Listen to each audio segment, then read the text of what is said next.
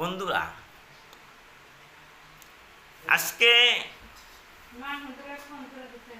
যে বিষয়ে আমি আলোচনা করতেছি সেই বিষয়টা খুব গুরুত্বপূর্ণ। যদি আপনারা আমল করতে পারেন তাহলে আপনাদের মঙ্গল হবে, কল্যাণ। কিন্তু আমার একটি কথা, এই যে ভিডিওগুলি আপনারা দেখবেন, শুনবেন, হয়তো অনেক ভাইজান বলিয়া থাকে যে আমরা এত চেষ্টা করি কিন্তু মোবাইলের মধ্যে ভিডিও আসতেছে না। দুঃখের বিষয়, কেন ভিডিও যায় না? এর কারণ কি? নিশ্চয়ের কারণ আছে। যেমন ধরেন, আপনারা মানলেন ইউটিউব চ্যানেল আমির এশিয়া মহাদেশ, আমির এশিয়া মহাদেশ, আমির এশিয়া মহাদেশ, এইটা সার্চ করার সঙ্গে সঙ্গে আপনার মোবাইলে আমার ভিডিওগুলি যা হাজির হয়ে যাবে। এই যে শিক্ষা দিলাম, আপনার সবচেয়ে মোবাইলের মধ্যে পারবেন আমির এশিয়া মহাদেশ ইউটিউব চ্যানেল। তাহলে এই যে সূরাগুলি, কোরআনের মধ্যে এতগুলি সূরা আছে, কোন সূরার কি অর্থ, কি তাফসীর, কি মানে, কোন সমাজ চিন্তা করে দেখবেন। চিন্তা করবেন,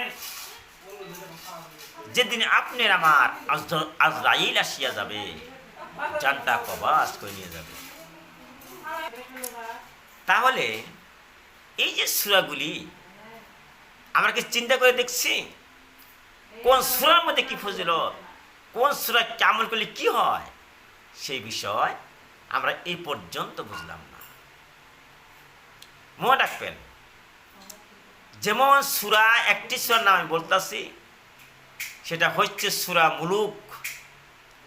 সূরা মুলুক নামে একটা সূরা এই কোরআনের মধ্যে আছে।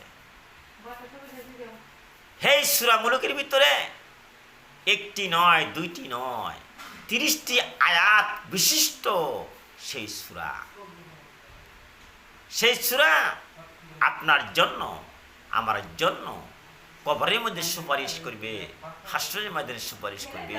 আল্লাহ তাবারক তাআলা এই ব্যক্তি রাত দিন 24 ঘন্টা সবসময় সূরা মুলুক আমল করেছেন, তার যাবতীয় গুনাহ আল্লাহ তুমি ক্ষমা করে দাও। আল্লাহ তাবারক তাআলা ক্ষমা করে দেওয়ার জন্য সে চেষ্টা করবে, এমনকি সে ক্ষমা করিয়ে দিবেন। সুবহানাল্লাহ।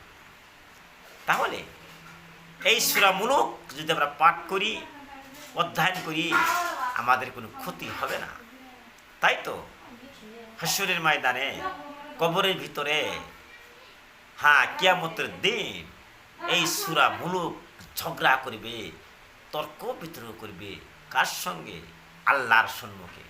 আল্লাহ, এই ব্যক্তি এত কষ্ট করেছিল, রাত দিন 24 ঘন্টায় সূরা মুলুক অধ্যয়ন করেছিল, তার গুনাহ রাশি তুমি ক্ষমা করে দাও।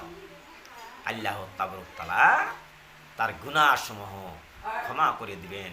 সুবহানাল্লাহ।